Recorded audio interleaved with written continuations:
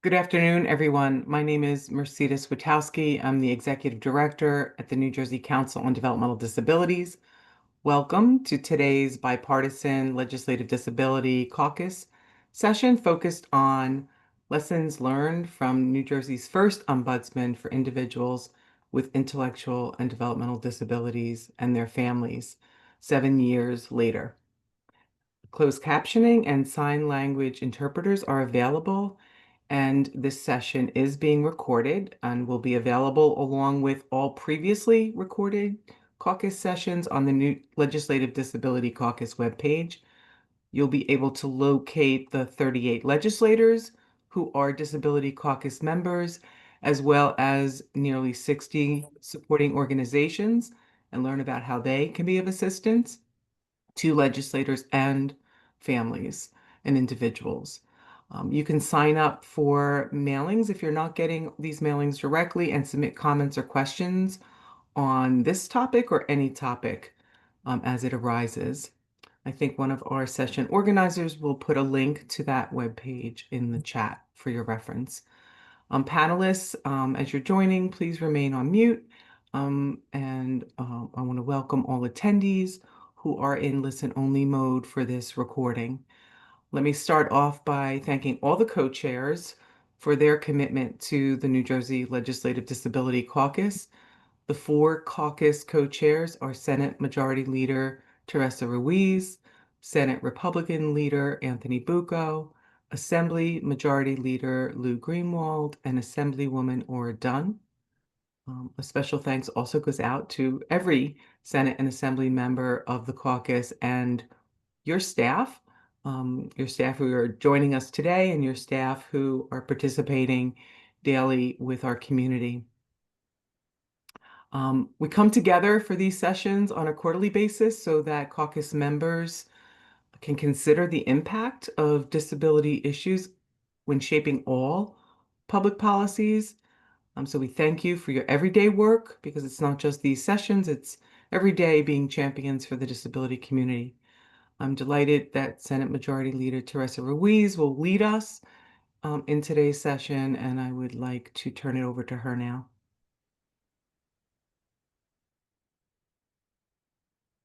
Thank you, Mercedes, and good morning, everyone on this call. I also want to take a note to acknowledge my co-chairs, Assemblyman Greenwald, Assemblywoman Dunn. I don't think she's joining us today, but she does have her chief of staff and her team on here, and Senator Bucco, who I believe might be traveling at this time. Today, you're going to discuss something that was very close to my heart.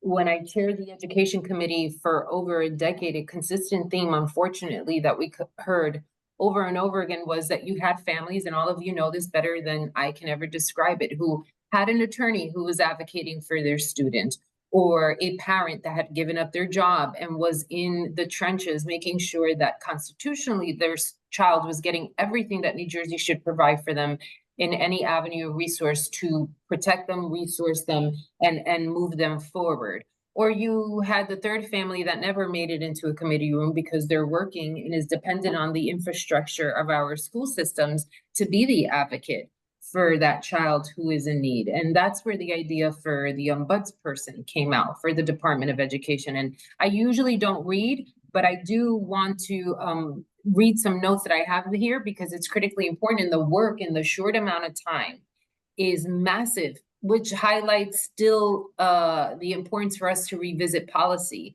because it would be great when the ombudsperson gives a report and says, I didn't have to help any family in this space. Everybody was able to navigate the systems phenomenally. We just provided information. We are not quite there yet. I'm proud to speak today about the Office of the Ombudsperson for individuals with intellectual or developmental disabilities and their families, an office I voted to create when the legislation was passed in January 2018. The office became operational in the April of that year with the appointment of Paul Aronsohn as ombudsperson, a longtime advocate for people with disabilities, who you're going to hear from later on today in the meeting, who was for people with disabilities, was also appointed in 2022 by President Biden to serve on the President's Committee for People with Intellectual Disabilities, a federal advisory body. So wonderful that New Jersey's getting tapped into for, well, we used to get tapped into for leadership and for policy and recognizing people's commitment to these efforts.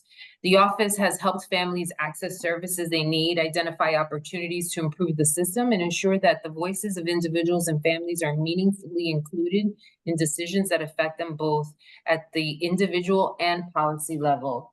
This is the number. From 2020 to 2024, the office met with a total of 4,626 individuals and families. That's a huge number. And I'm sure that if people were more aware of the office, because one thing that we're finding out is we're not sure if all families know that they have direct access to this person to call and to grieve or to run by concepts and ideas to ensure that they're getting what is expected and what is needed for their child. These services were provided via email, phone, virtual connections. I mean, an abundance of bridged accessibilities to connect families. In his final report, which I'm sure he's going to go into, Ombudsperson Aronsohn emphasized the importance of continuing to meet day-to-day needs for families while further developing the office with the goal of leaving a strong, well-established organization for his successor.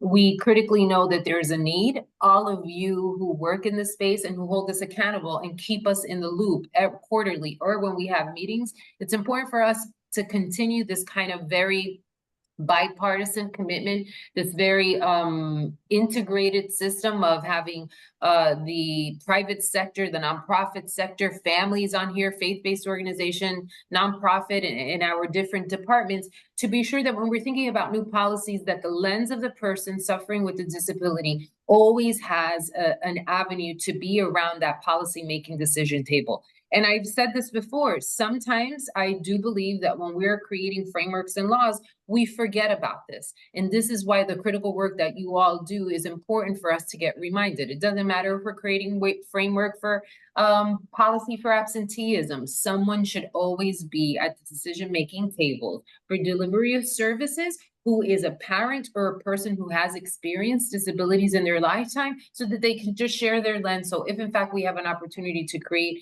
a better wraparound framework, that we're doing so in a very inclusive manner. And so with that, a debt of gratitude to all of you again for everything that you've done. I hope this fall season is well.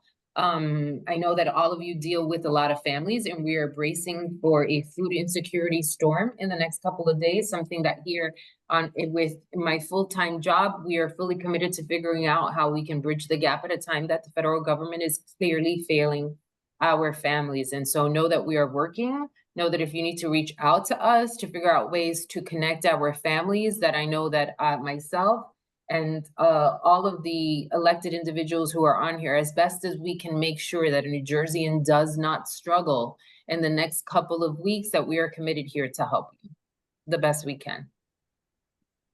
Thank you, Senator Ruiz. Your remarks are spot on in terms of why you are one of the co-leaders of this Disability Caucus. You resonate with legislators who are not as familiar with disability issues, and we've got almost 200 people joining right now with us today, closer to 300 who have registered for today.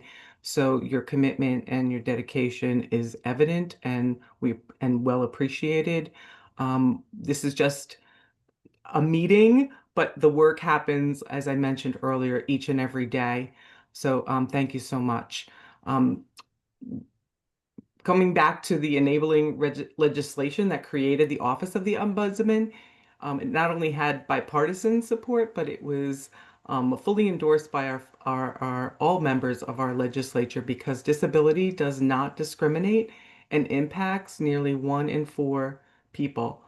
Mercedes, if I can, because Yes. I can't see the full screen. I know that the prime sponsor, Assemblywoman Yvonne Lopez, is on the call with us today. So I want to make sure that, oh, now that I'm clicking through, I see Angela McKnight. My apologies.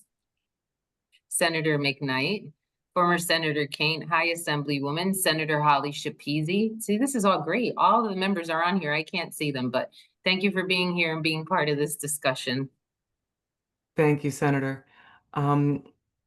So in addition to the role of the new role of the ombudsman serving as a source of information for individuals with intellectual and developmental disabilities and the families, the legislation also charged the ombudsman's office to coordinate with the New Jersey Council on Developmental Disabilities, which is where I work, in understanding and helping individuals and families understand and navigate the disability service system throughout the state and the various agencies that they touch. So I've really had the distinct pleasure of professionally working alongside with Paul and his staff for over 7 years and can attest to the critical role the Office of the Ombudsman has played in giving individuals and families, really a lifeline when needing it the most. Two key champions and sponsors also of the initial bill in establishing the Office of the Ombudsman were now Congressman Tom Kane and former Assemblywoman Valerie Veneri Huddle. But I would like you to right now, please join me in welcoming Congressman Kane. Thank you for being with us as you reflect on the establishment of this office. Good to see you, and thank you for being here. It's great to be with you and to see everybody on this call. It's a pleasure to join with so many advocates and legislators who I had the distinct pleasure of working with in Trenton for so many years. Your presence today reflects your continued commitment to support New Jersey's individuals and with intellectual or developmental disabilities and their families. Like so many pieces of legislation, the origin story of the Ombudsman office began with a meeting that I had with constituents caring for a loved one with a disability. I met elderly parents who were no longer able to provide for their adult disabled children, caretakers whose children had been injured in a group home, young families struggling with the financial implications of a new and difficult diagnosis. These constituents were not just looking at life-altering futures, they were facing life and death decisions. It became clear to me that these caretakers needed a true advocate, someone who understood how to navigate all of the myriad offices and programs in government that provide services for the disabled community. If New Jersey could create an ombudsman office for insurance and one for the Board of Public Utilities, we could certainly designate an ombudsman to be the voice for one of our most vulnerable populations. The original law has been described as vague, and that was on purpose. We wanted the ombudsman to be able to have the authority, but provide flexibility. We wanted the ombudsman to be independent so they could work neutrally with all parties. We didn't know at the time that it would be the first and current ombudsman, Paul Aronsohn, would be so successfully use his own personal experience and knowledge to give such critical shape, structure, and purpose to that office. For the past 7 years, Paul and his staff have traveled the state personally. They've met with individuals and families, and not just offering good counsel and guidance on navigating the maze of government services. They're really, truly people of action and inspiration. The Ombudsman has spearheaded life-saving interventions, resolutions of long-standing issues, and most of all, provide compassion and support for families in crisis. For every success story that Paul can share, he can also tell you about a loss and failure. The Ombudsman Office's efforts have peeled back the layers to reveal the many systemic failures and dangerous shortcomings that exist across the spectrum of care for individuals with disabilities. Everyone here knows that much more work needs to be done to help individuals with disabilities thrive, and the cautionary tales that Paul has shared need to provide the spark for bold policy changes. I take seriously the obligation that I have as a member of Congress to continue to serve the disabled community, and I can announce today that my legislative team in DC is currently working on legislation that would establish a national ombudsman program for individuals with intellectual developmental disabilities. This will be modeled after New Jersey's office and the existing long-term care ombudsman program at the federal level. My goal is to ensure that those with disabilities across the country can have access to the help and protection that an ombudsman office provides. Thank you for giving me the opportunity to speak with all of you today. I also want to express my deep and profound gratitude to Paul for pouring everything that he's had into making the Ombudsman office a vital and critical bridge between government and those that it seeks to serve. Thank you. Thank you, Congressman. Thanks for joining us. Thank you for initially being part of that legislation and bringing Paul into what's helped New Jerseyans for the last 7 years in that office. Former Assemblywoman Valerie Veneri Huddle planned to join us today, but sent her remarks for me to read after a pressing family matter came up. So I will read those remarks now. As former chair of the Assembly Human Service Committee, I know firsthand the challenges that families face when they have a loved one with disabilities. They need help to navigate the system and make sure their voices are heard. They need an advocate and ally to address their needs and access services for themselves. These are some of the primary reasons why the New Jersey Ombudsman for Individuals with Intellectual and Developmental Disabilities was created. Paul Aronsohn has been a liaison to assist these families and at the same time trying to improve the system. However, we need to do so much more. I continue to hear from families about the abuse and neglect and the never-ending waiting list. An example, there has been a proposed legislation for cameras in common areas in group homes. Why is it stalled? For decades, New Jersey has failed to prioritize in protecting our most vulnerable. We need and must do better. So thank you again to Congressman Kane and former Assemblywoman Huddle for your remarks and helping us understand why New Jersey has an Office of the Ombudsman for Individuals with Intellectual or Developmental Disabilities and their families. Again, many legislators and staff on today's call know this office all too well, but I know we must learn more about the past 7 years and the work that lies ahead. So I turn the rest of this session over to Paul Aronsohn, New Jersey's first ombudsman, and a few of the advocates that he has supported during his tenure.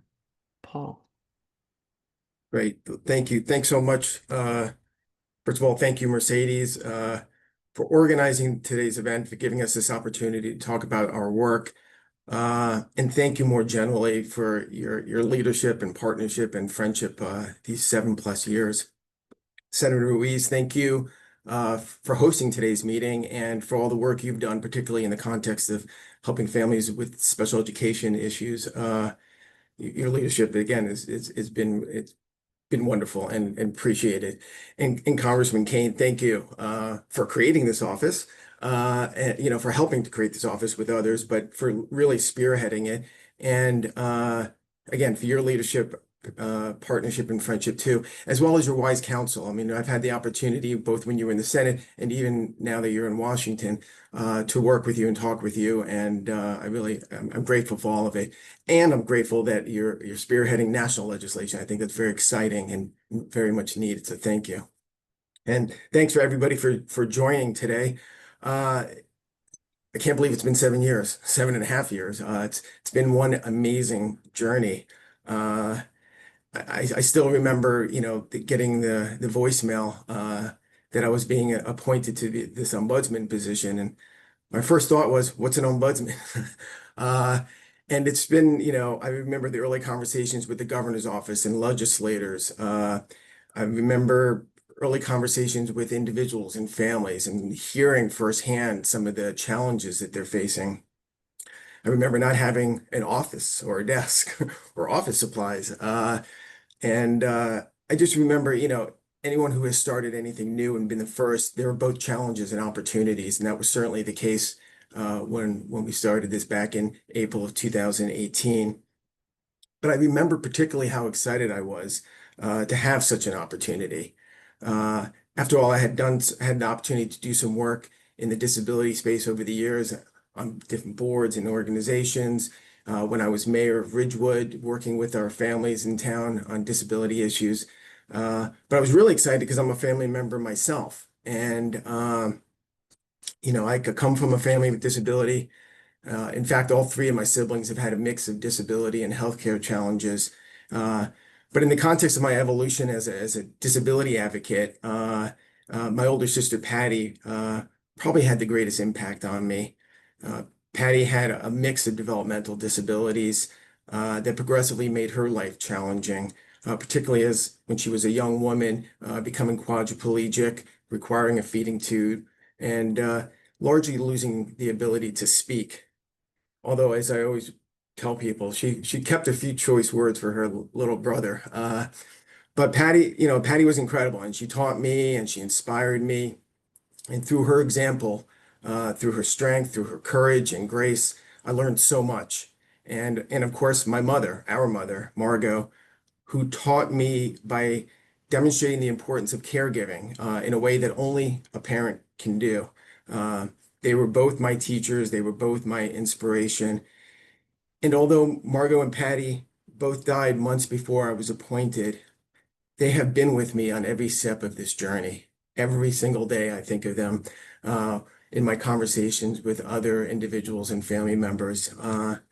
And again, I can't overstate what an impact they've had on me. But getting to the topic for today's discussion, thinking back of the lessons learned, there's a lot. I've learned so much. It's incredible how much we've learned. Every day we learn something new. But looking back, I've tried to sort of organize my thoughts on how best to sort of, frame this kind of conversation. And I thought about the lessons learned in terms of our office, the Ombudsman's office, as well as the lessons learned, about New Jersey, more generally about New Jersey's system of care for people with disabilities. Lessons that sort of inform my thinking looking back as well as looking forward. So to start with the Ombudsman's office, looking back, I feel good about the work we've done and about the people we've been able to help.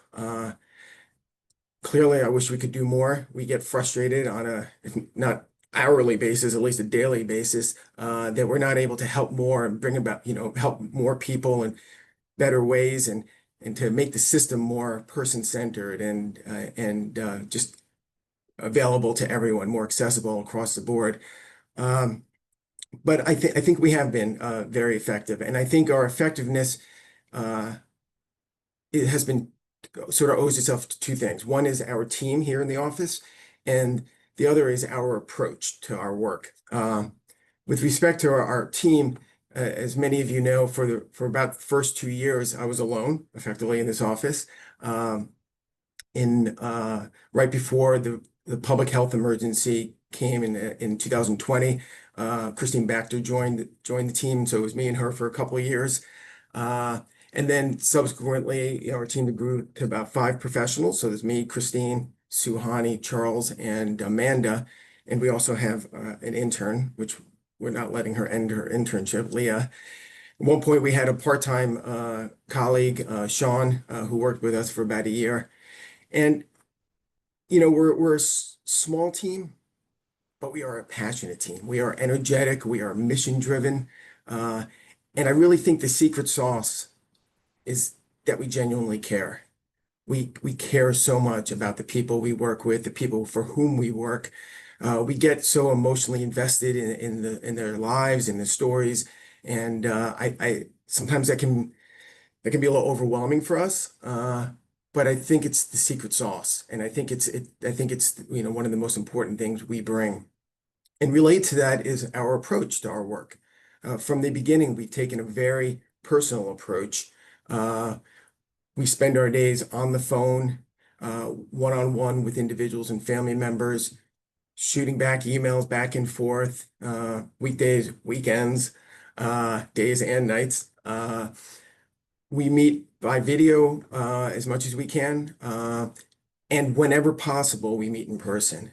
We travel the state, as was noted earlier. I think as of today, it's about 144,000 miles on my state car alone. It's got this clicking noise when I'm driving, which is concerning me. But nonetheless, it's allowed us to sort of go meet people where they live and where they work, where they socialize, where they get educated.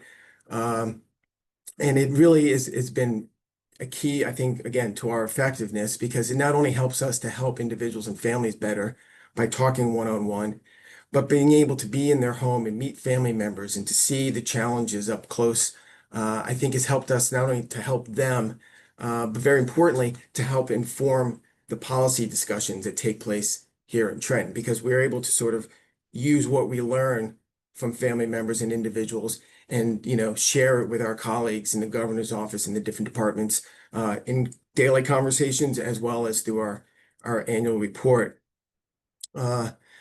So I think looking forward, based on those lessons learned and what's worked and what's made this work, I think we really need to take this office to the next level. I think we've tried it and and I think it just needs to be strengthened, it needs to be broadened, and it needs to be expanded.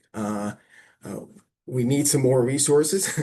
We need more independence. And we need the ability to help more people in more and better ways. In 2020, 21, then Senator Kane, Senator Gopal, and a few others introduced legislation to do just that. Again, not to make it too big, but just to increase it a little bit, strengthen it, get it ready for sort of the next chapter. Senator Corrado has recently reintroduced that legislation, and my hope is that we can, the next legislature and the next administration can do that, can really build on the work that we've done and just fine tune it and take it from good to great. And I think that legislation would help do that. Looking at our system of care more generally, again, I have lessons looking back and things to, looking forward. Looking back, there is absolutely no question in my mind that ours is a system, a tale of two systems, one that is good and one that is not good. And this is something that I've included in every one of our annual reports. And every year, in fact, every day, I sort of come even more to that conclusion. And if I may, I'm going to read quickly from our last annual report on this point about it being both a system of good and system not so good.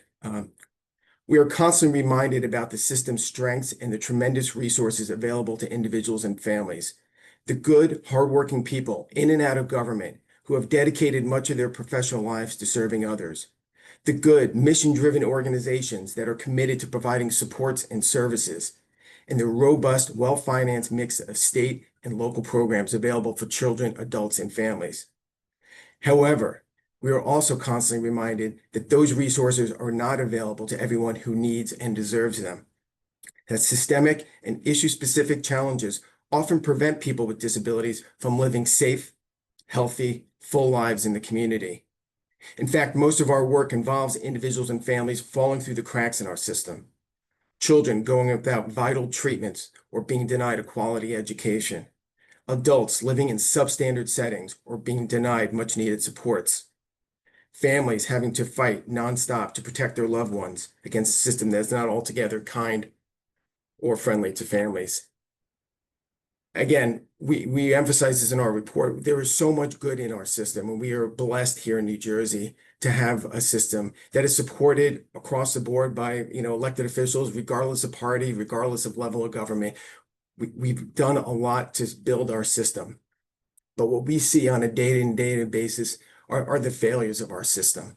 Those folks that are falling through the cracks, the abuse and neglect that we deal with on a daily basis.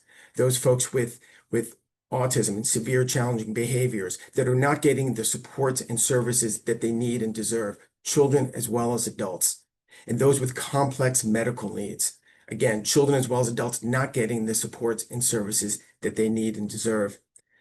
So again, it is a tale of two systems. And so when I look forward, I think the one recommendation I make, and I make this in every annual report, because people always say, what can we do to fix this? The most important thing we can do is to make sure that people with lived disability experience, people with disabilities and family members are in the room and at the table when decisions are made. And not just as part of the conversation, but actually driving the conversation. I think that's true for all government offices, not just those that are focused on disability issues. Actually, across all three branches of government, we need to ensure that diversity in the workplace includes people with lived disability experience. because no one understands disability, the challenges as well as the opportunities better than those living on the front lines of disability. And so in that spirit, what we've done is we've invited 3 family advocates to join us today to share their experiences working with our office and their thoughts about the way forward. And while our office, we work on practically every issue imaginable, from education, transportation, employment, healthcare, housing, criminal justice, you name the issue, we work with families and individuals on it. There are 3 issues, again, as I mentioned earlier, that we work on a daily basis, and that's autism, severe challenging behavior, folks with complex medical needs, and folks that are have experienced abuse and neglect. So to join the conversation, to sort of move the conversation forward, first we're going to hear from Pat Miller, who is a parent advocate, and she also is leading right now the New Jersey chapter of the National Council on Severe Autism. Pat? Thank you, Paul. Again, my name is Pat Miller. I'm speaking on behalf of the National Council for Severe Autism New Jersey chapter, and as a parent of a 24-year-old son with profound autism, and we live in Monmouth County. A few years ago, I met Paul and learned about the work of the Ombudsman for individuals with intellectual and developmental disabilities and their families. A close family friend had suddenly lost her husband to cancer and was left alone to care for 2 children on the autism spectrum. Her son has severe and challenging behaviors, along with a dual diagnosis of autism and schizophrenia. This young man's severe and challenging behavior included becoming very aggressive and violent towards his mother and his sister. This situation left the family terrified on a daily basis. The mother and daughter often locked themselves in their rooms to feel safe. As the sole provider, the mother needed to go back to work full-time, and the urgent need for a group home placement for her son was apparent. Despite the scarcity of such placements, especially for those under 21, Paul's unwavering commitment secured a group home for him, where now, 4 years later, he is thriving. Literally, the Ombudsman's office met with this family, the school district, and their care management organization disability team week after week to make this happen. This story is just one example of the countless families this office has supported. Their work is essential, providing life-saving services to families with intellectual and developmental disabilities. As chair of NCSA New Jersey, I continually hear from thousands of families about the crucial impact of the Ombudsman's office and Paul's dedication. For many families, it is the only place for them to turn to for help. To ensure this vital work continues, we must make specific investments as outlined in their annual report and as Paul just mentioned. The first, which is really important, is staff expansion and specialization. This office, as you heard, is now 5. We truly believe needs to grow to a team of 7. 3 deputies, each focusing on specific areas, would be amazing. For example, if you had one whose expertise was in children, one in adults, and one in group home safety. A dedicated person for database management is essential to capture and analyze data, driving improvements and quality indicators. Second would be empowerment and advocacy. The Ombudsman's office should operate independently, as Congressman Kane stated earlier, engaging with legislators and media to share insights that influence policy change. This office serves as a voice for individuals with intellectual and developmental disabilities who often cannot advocate for themselves and do not get that voice. Too often, this office is not given that opportunity. Lastly, but probably most importantly, is access to information. This office must receive prompt and comprehensive responses to requests for information from other executive branch offices, included but not limited to the Department of Human Services, the Department of Children and Families. The governor must set expectations for a 3 to 5 day response to all inquiries, ensuring that the Ombudsman's office can fulfill its mandate effectively. Too often, his requests remain unanswered, or even worse, they're shut down. On behalf of the hundreds and thousands of individuals with developmental disabilities in New Jersey, we thank you for your commitment to maintaining and enhancing the Ombudsman's office. We thank you, Paul, for your genuineness, for all that you have done for this community. And you should feel good. Not only that, you should feel great for the work that you've done for the last 7 years. Thank you. Thanks so much, Pat. Thanks for your kind words and for sharing your perspective. Now we're going to hear from another parent advocate, Fran Bickle, who's going to talk more about complex medical needs and private duty nursing and her experience working with our office. Fran?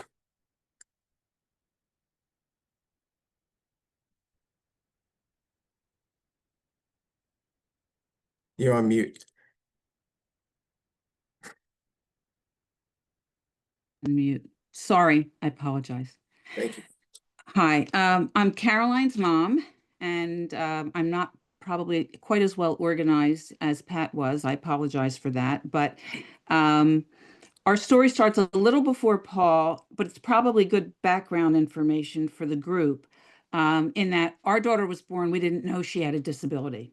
She seemed pretty fine. We had a few developmental things falling off, but not dramatically, until she went to school. And at that point, she was having a hard time learning to read, which drove me crazy.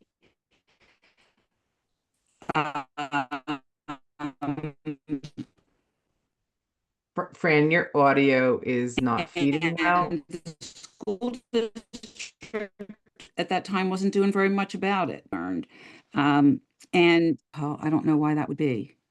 So Okay. if you could just turn off your camera, unfortunately, it might help your audio. Sorry about that. Okay. Just go to video and there you go. All right. Does this help at all? Do we know? I Yes. hope so. Yes. Okay. All right. Terrific. So the school district doesn't hold themselves to, or it didn't at that time. My daughter, Caroline, is 30. So at that time, they weren't holding themselves to a particularly high standard. So we took her out of school. Well, let me go back. We found an Orton Gillingham tutor to teach her multisensory way of learning our language, reading, writing, spelling. So we went through that. Then the school district wouldn't even give us a schedule when it came time for second grade to accommodate our tutor, who was the only one who could teach her anything. So we pulled her out of school. The tutor determined after probably 2 lessons that our daughter was compromised auditorially and visually. A year into our tutoring, she had a complex partial seizure, which led to the diagnosis of epilepsy. She had cortical dysplasia on the occipital and parietal lobes, and a little bit on the frontal and temporal lobes. So quite compromised in perceptual ability, things like that. Her seizures became more and more frequent, but they looked like staring spells, but they were complex partial seizures. And I make that distinction because eventually they became deemed, they secondarily generalized. So I was catching her falling in seizures.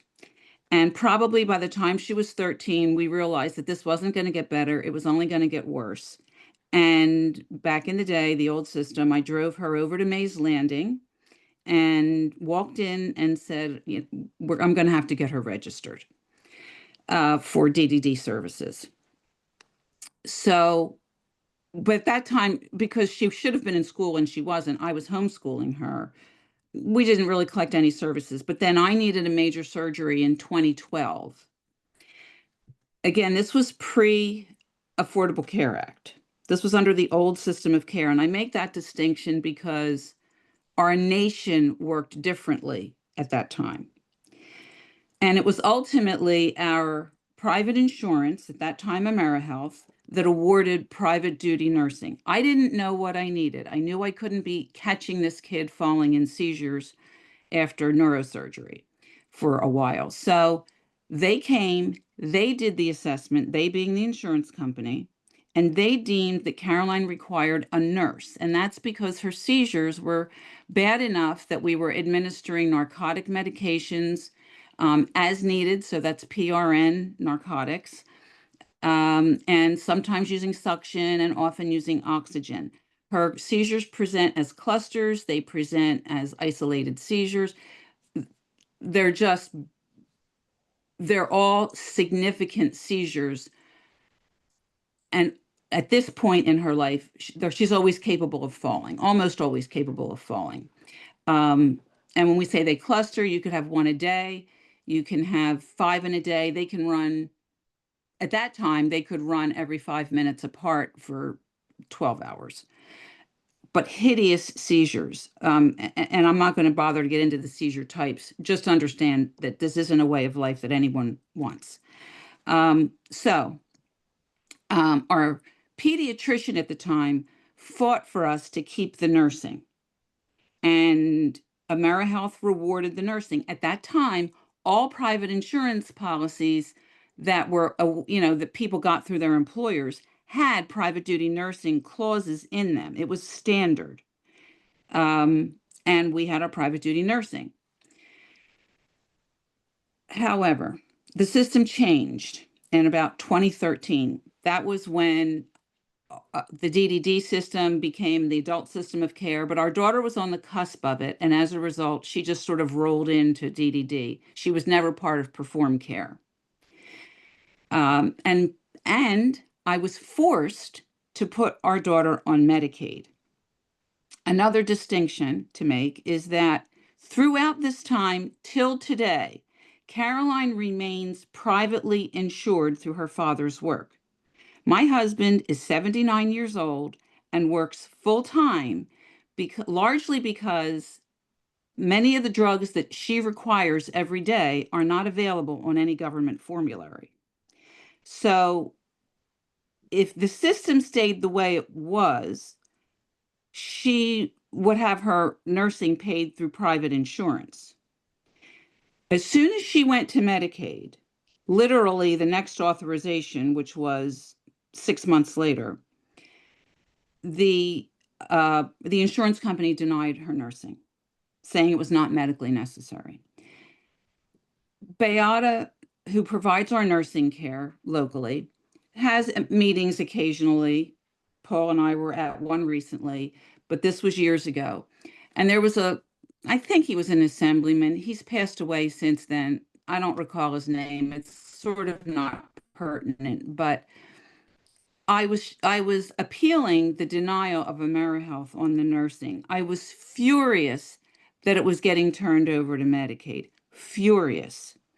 I did everything I could. Congressman Van Drew helped me. The bottom line was this was a federal movement. They wanted to move these things out of the private healthcare system, out of the private insurance system, onto Medicaid. So that's like my first beef. I spoke with this legislator and I was so furious going through the appeals. And he said to me, "What do you care about whether or not your daughter's nursing is paid by private insurance or by Medicaid? You're still getting your nursing." And my response to him was, I care as a taxpayer. That's what I care about. There are people sitting in this room who don't have private insurance, who need things. And of course, I guess I understand that because this woman's child needs nursing, needs therapies, my nursing isn't going to pay for that. But it infuriated me because I didn't feel that her nursing at that point in time belonged at the expense of a taxpayer, particularly in New Jersey. Fran, we're going to have to, sure. You have so much passion and so much story to tell. We're going to move a next step, and then if we can, we'll circle back. We appreciate your being here and sharing all your personal account with us. Paul, do you want to introduce the next speaker? Yeah, and if we I'm could, sorry. thanks. And Fran, actually, thank you very much. And Fran and I have been working together for years. I don't know, Fran, if you want to just sort of wrap up for like another minute, if that's okay, I think, because we don't want to cut you off in the middle. I can. I'm sorry. You. So that was that. We've been, ever since then, it's been constant denials through through the insurance company or our Horizon carrier of the MCOs. The practices are egregious. We used to have 60 days to do an appeal. You don't have that anymore. The things that they do, they put the denials through the Beata's computer, putting Beata in the middle of things. Their practices are awful. I've complained to Paul numerous times. Every time, the first time I met Paul, it was about nursing denials. We're still doing the same battle 7 years later, as recently as the day before the last Beata meeting. The most important thing, I think, and then another problem is that I want to highlight really is the waivers. Our daughter is now eligible for the community care waiver, but we can't have private duty nursing on the community care waiver. However, I commented to a very wise ombudsman, on what planet are PRN narcotic drugs not required to be administered by a nurse? And that very wise ombudsman said to me, only in our population, even in the prison system, PRN medications are administered by a nurse. And I chuckled because one of our nurses, in fact, worked at the county jail and did exactly that job. So that's often an issue because in the DDD system, under the next waiver that Caroline needs to take at some point, but we can't do it because there's no nursing, they're expecting me to find some person that can go ahead and administer these drugs. Caroline's seizures have improved a little bit in that they're shorter, but they still cluster. Everyone still needs some intervention. She's developmentally disabled. She also has complex medical needs in that she has autism as a secondary diagnosis. We have some of the behavioral problems that were previously cited, and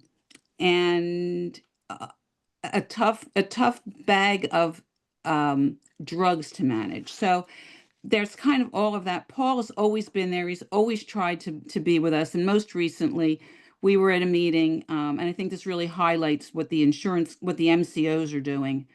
And I guess we'll close with this, as sad as it is. Paul and I were at another meeting, where Beata was trying to just sort of put in front of the legislators what our families look like. And there were there were 4 families represented. I was one, another mom of a teenager with seizures, about a 10 or 12-year-old boy with a genetic disorder, who had just a ton of equipment to keep him alive and breathing.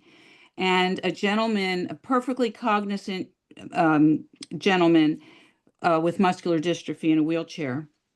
Before the end of the meeting, the 12-year-old boy was taken out by ambulance. He remains in critical condition. Their nursing hours had been cut significantly.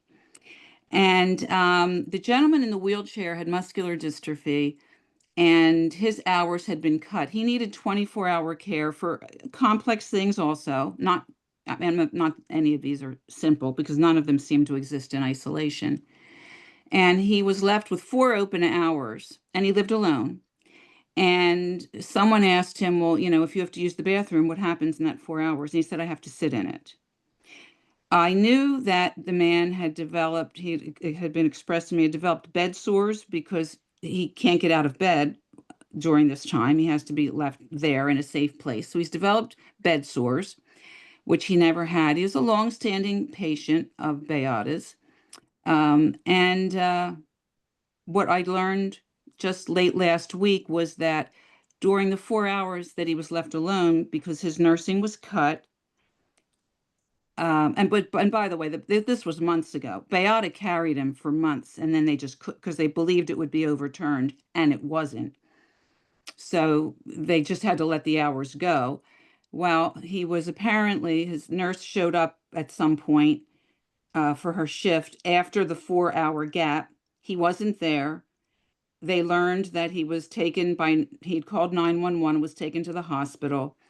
And he passed away Friday afternoon. Paul met him and offered his help, as Paul always does. So I guess my question is, to whom are these MCOs accountable? They're administering taxpayer dollars. I'm very cognizant of taxpayer dollars. So I'm not asking for anything, I think, in a greedy way. Another really important thing, sort of back to the DDD side of it, is the families need budgetary authority.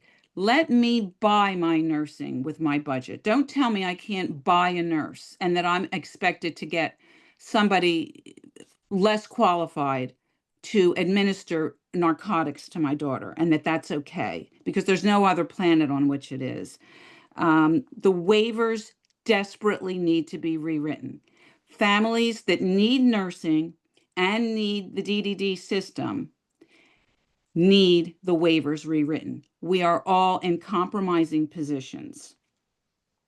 So I do thank Paul for always advocating for us, because he's really been there for years. And I've only ever dealt with Paul, not anyone else in his office, actually. He's got a great cell phone that must blow up all day.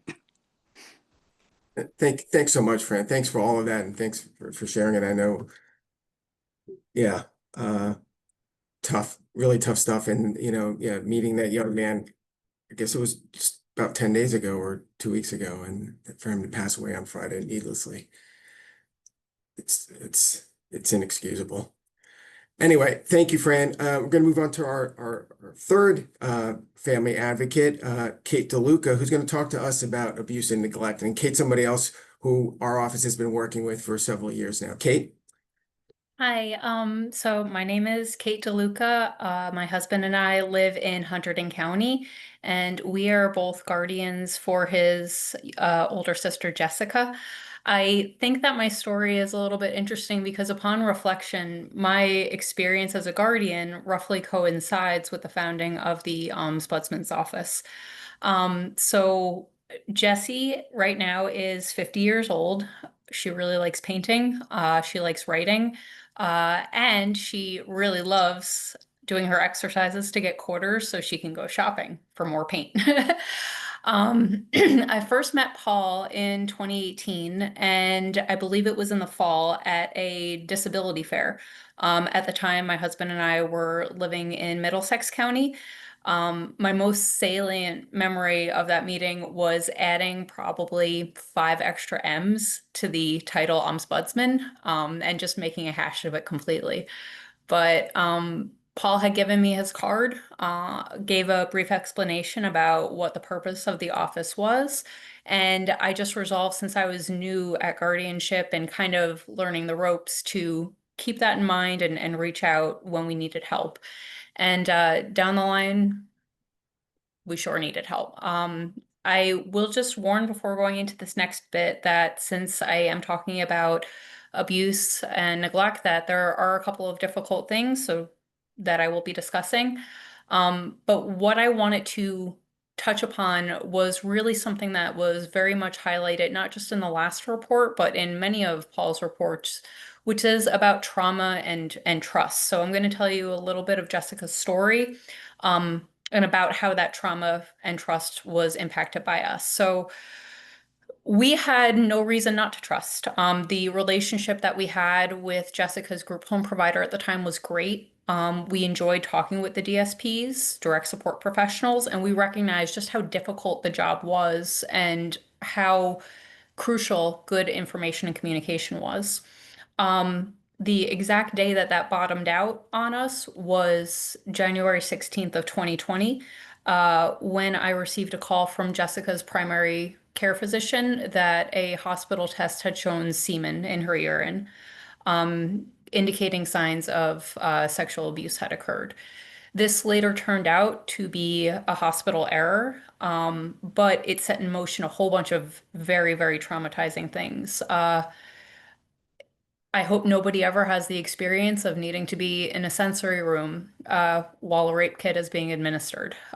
It was hard for Jessica. Looking back, there were a lot of signs that had we had known, we could have intervened sooner. But what I really want to emphasize is that we don't know for sure. There are indications. We weren't even notified when the police report was closed. That's trauma. I remember being on 287 and having my vision starting to gray out and needing to pull over.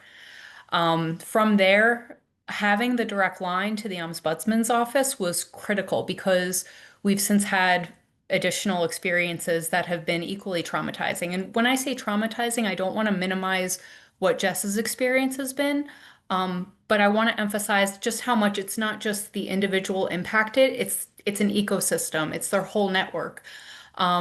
And this abuse and neglect has come not only in group home settings, but also medical settings, hospitals, things along those lines. I have tried to jump across the room in time to stop an RN from administering an IV medication through a nasogastric tube. What I just want to say is that we recognize that what Paul's office has done has really been to facilitate communication, connect families directly. We were in an abuse and neglect situation in a nursing home for a while. I was trying to get somebody to come out. I was in contact with the long-term care ombudsman, who did come out several times, but trying to get a DHS investigation, it was over a year that took. And by that time, nothing was substantiated. So I just want to kind of wrap up by saying that professionally, I'm a scientist. And what I found is that science is not about finding the answers, it's about asking the questions. And that's what this office has done. An analogy that Paul likes to make a lot is that he felt like at first that he was building the plane as he was flying it. I want to thank him because that could have gone two ways. You could have crashed and brought everybody in need down with you, but you didn't.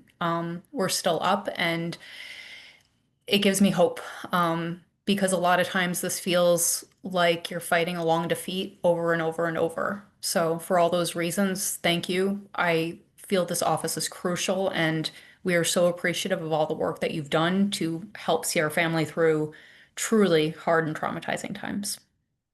Thank you. Thank you so much, Kate. Thanks for sharing the story. Thanks obviously for your kind words. And just again, thanks to Pat, Fran, and Kate for sharing your stories with all of us. And while I'm at it, let me just thank the thousands of other individuals and family members who have invited us into your lives over the course of the last 7.5 years. It has been an extraordinary experience for us. You know, as I've said this many times, but you know, this is obviously a labor of love for me, for all of us in our office. It's the most rewarding work I've ever done, without question, but it's also the most heartbreaking and infuriating. And you know, my hope is you know, that the lessons learned from this office and from all of our experiences over the last several years will, you know, good, bad, and otherwise will inform the next administration, the next legislature to sort of take our good system and make it great and make it what it should be. So I'll turn it back to you, Mercedes, and thank you again for hosting this. Thank you, Paul. Thank you, all of our speakers. I do want to give a moment to our legislators who may have a comment or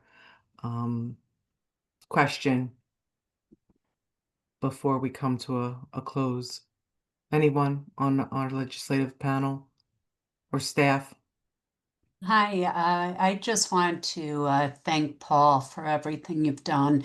My office has worked in conjunction with Paul on some very difficult matters, and his passion, his dedication to families has not gone unnoticed. And for the families who have shared your experiences, please know that even if you've had prior bad experiences with members of the legislature, we are here to be your voice. We are here to help provide solutions. You know, I know personally I've met with a lot of families through Beata, through other organizations, and the stories are heart-wrenching. And so we are here to try to make an imperfect system work better for each and every one of you. Thank you, Senator. Thank you, Appreciate that. Everyone, Senator McKnight, I want to echo all the words that Senator Shapezi have said, and also thank Senator Majority Leader Teresa Ruiz, and the congressman was on here, and I do see fellow legislators as well. Thank you. Thank you for being on, and to Paul and to all the family members. Thank you. I have also visited many homes with BIATA, and I have a Harry Moore. There's a school here in Jersey, in my district, that serves Hudson County and beyond, people with disabilities. And I see the plights, but I also see the resiliency, and I see the strength of the kids and of the family members and of the advocates and the educators. And just know that we are here with you, and we're here for you, and we will continue to do what we can do to make the world a better place for you and for your families. Paul, again, thank you and your team and everyone who's watching and listening. Thank you for being here, because it's a united front. So thank you, thank you, thank you. And again, I look forward to working more with you all to make sure that we make the world a better place. So thank you. Thank you. Thank you, Senator. So this is a bittersweet moment for me, and I know that the foundation that Paul has laid is an excellent framework for New Jersey, and we anticipate only great things with this strong foundation. I invite you to follow Senate Bill 4769 that is being introduced by Senator Kristen Corrado, that renames the Office of the Ombudsman and creates a position of Deputy Ombudsman and expands the office duties. Thank you, Senator Corrado, for being here with us as well. Our next session of the New Jersey Legislative Disability Caucus will be January 27th of 2026, so look for that invitation. Wish you all a great rest of your year, and thank you all for joining us today. Thank you. Thanks, everybody. Thank you, Mercedes, and I apologize. Take care. That's okay. See you all next year and down in the halls in Trenton. Thank you all. Thank you. It's everybody.